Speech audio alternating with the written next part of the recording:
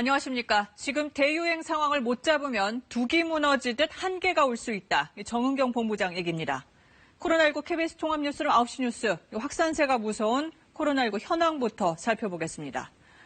오늘도 환자가 200명에 육박했는데 나흘째 세 자릿수입니다.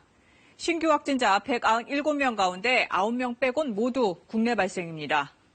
서울 89명, 경기 67명, 인천 7명으로 수도권이 가장 심각합니다.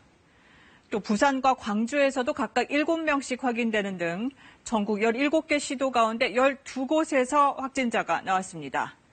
이렇게 전국에서 동시다발적으로 확진자가 속출하고 있는 건데 정부가 지금 상황을 엄중하게 보는 이유입니다. 코로나19 유행이 무서운 속도로 전국적으로 확산하고 있습니다. 어디서든 누구라도 코로나 감염에 노출될 위험이 매우 커진 상황입니다. 네, 정부는 오늘부터 수도권 긴급 대응반을 가동하고 환자 급증에 대비해서 병상 확보에도 나섰습니다. 또 교회뿐 아니라 카페와 식당 같은 곳에서도 감염 위험이 커진 상태라면서 서울과 경기 지역 주민들에게는 2단계 사회적 거리두기 행동 지침을 내놨습니다. 특히 이 대규모 유행의 중심에 있는 서울 사랑제일교회 관련 확진자는 지금까지 319명입니다. 이 교회 전광훈 목사도 확진 판정 받았습니다. 광복절 광화문 집회에서 접촉한 사람들 서둘러 검사받으라고 방역당국은 요청했습니다. 첫 소식 조혜진 기자입니다.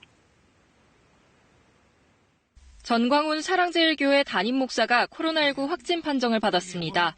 전광훈 목사는 보건당국의 검사 사실을 미리 알리지 않아 병원 신고로 확진 사실이 확인됐습니다. 전 목사는 자가격리 통보를 받고도 지난 15일 광복절 집회에 참여했다는 논란에 휩싸여 있습니다.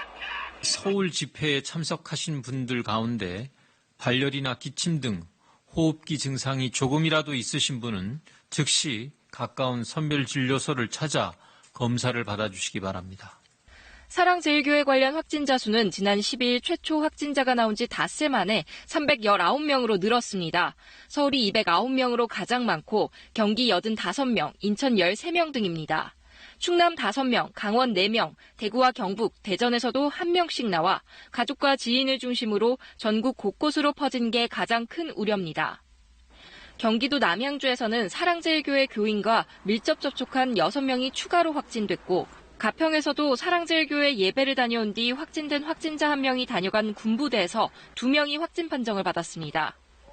전북에서도 사랑제일교회 신도 2명이 확진됐는데 광복절 광화문 집회에 다녀온 것으로 확인됐습니다. 경북 포항에서는 사랑제일교회 관련 확진자와 접촉한 40대가 확진 판정을 받은 뒤 달아나다가 4시간 만에 검거되기도 했습니다. 교인들의 활동 또는 직장 또는 이 교인들과 접촉한 사람 등을 통해서 전국적으로 그리고 다양한 그런 사이트별로 감염이 노출되고 있는 그런 상황이어서 방역당국은 사랑제일교회 교인은 무조건 양성 판정이 나온다는 근거 없는 소문에 현혹되지 말라며 신속하고 적극적인 검사와 철저한 자가격리 준수를 요청했습니다. KBS 뉴스 조혜진입니다.